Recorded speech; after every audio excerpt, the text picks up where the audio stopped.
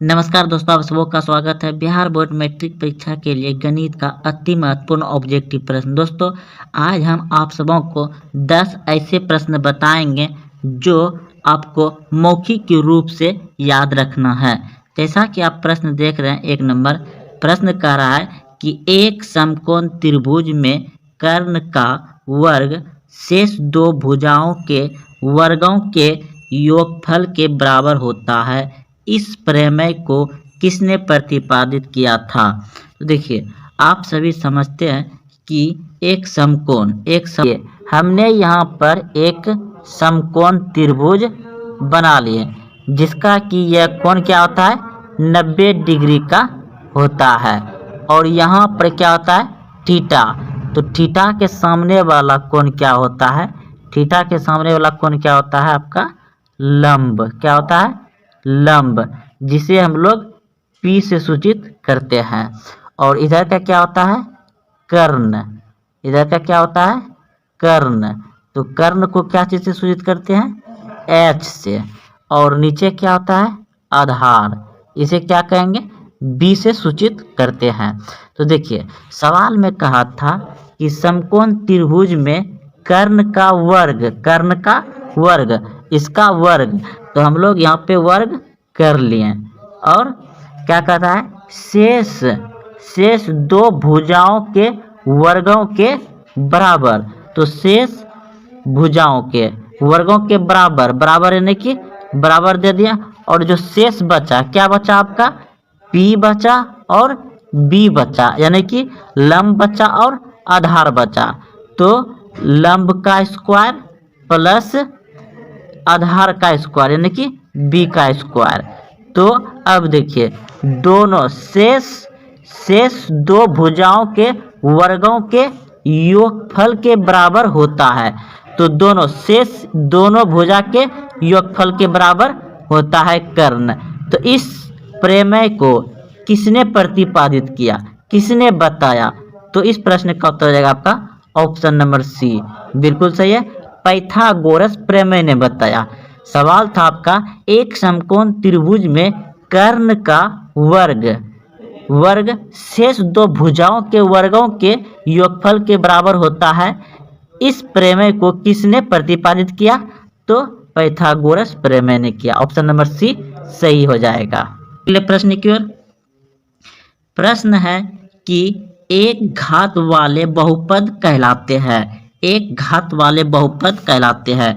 तो एक घात वाला बहुपद कैसे होता है? देखिए, x + 2x + 3 = 0, यानी कि दोस्तों इस तरह से होता है। न कुछ तो सब पे पावर 1 ही रहता है। तो आप समझ गए कि वह क्या कहलाएगा? रैखिक बहुपद कहलाएगा। क्या कहलाएगा? रैखिक बहुपद।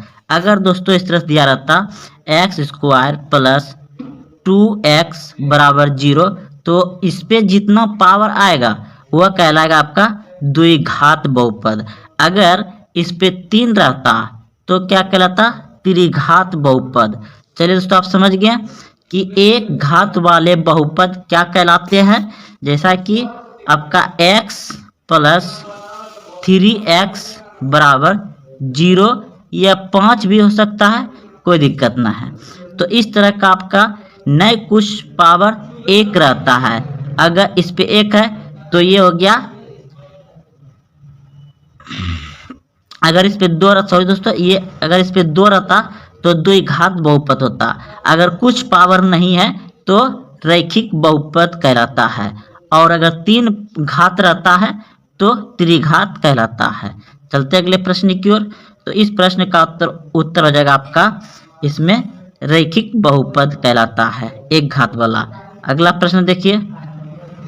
प्रश्न है, किसी AP के क्रमागत पदों के अंतर को क्या कहते हैं?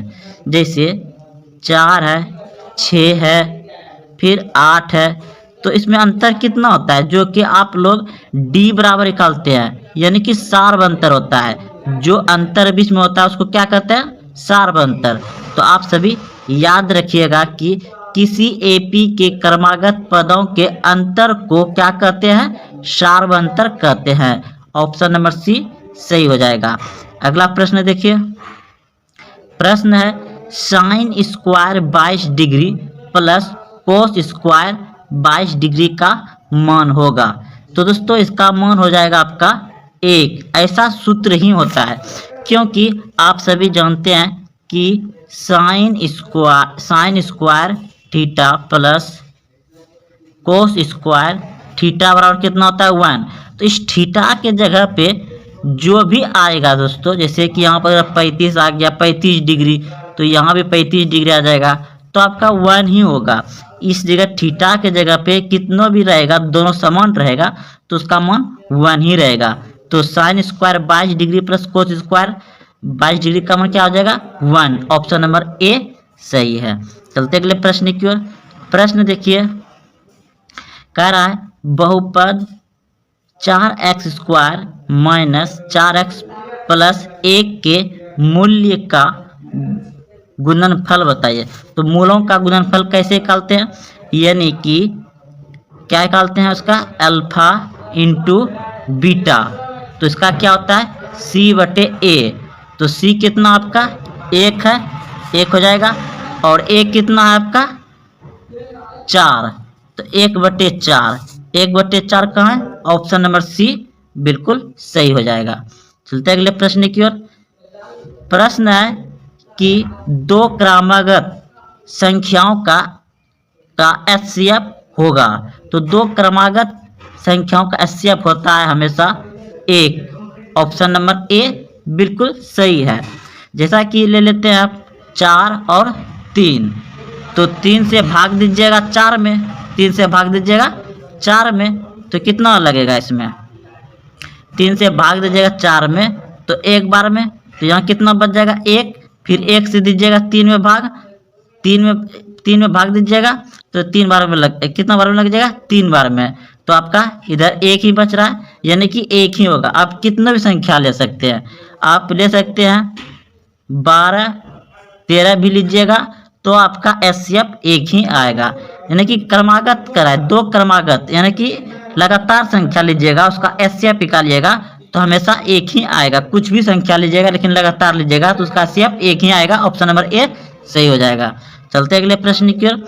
प्रश्न है कि पाई रेडियन बराबर होता है, तो पाई रेडियन बराबर होता है 180 डिग्री, याद रखिएगा। पाई रेडियन बराबर होता है 180 डिग्री का। चलते अगले प्रश्न की ओर।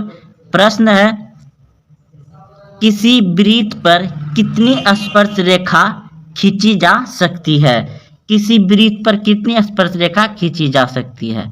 तो देखिए ये वृत्त हो गया और कह रहा है कि इस पे कितनी रेखा खींची जा सकती है।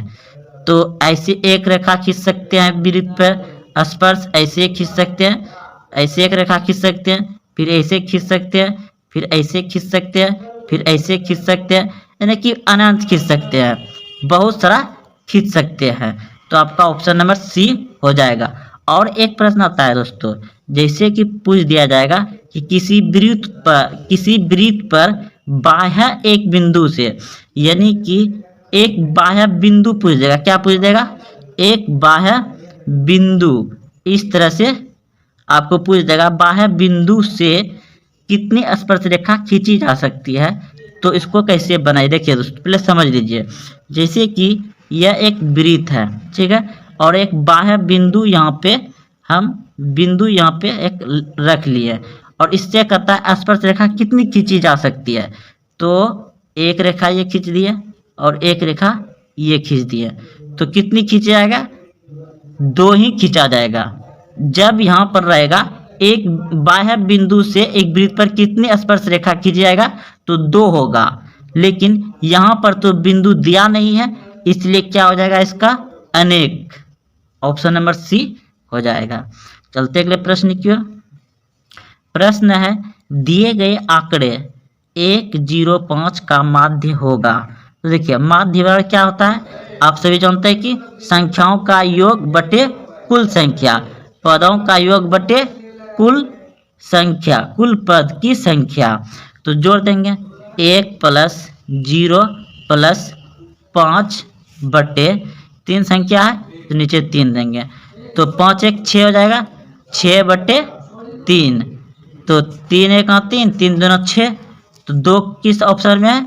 ऑप्शन नंबर 4 में है 2, तो आपका ऑप्शन डी सही हो जाएगा। चलते अगले प्रश्न की ओर। प्रश्न है, द्विघात बहुपद के शून्यंकों की संख्या होती है। द्विघात बहुपदों के शून्यंकों की संख्या होती है 2, ऑप्शन नंबर ए सही हो जाएगा।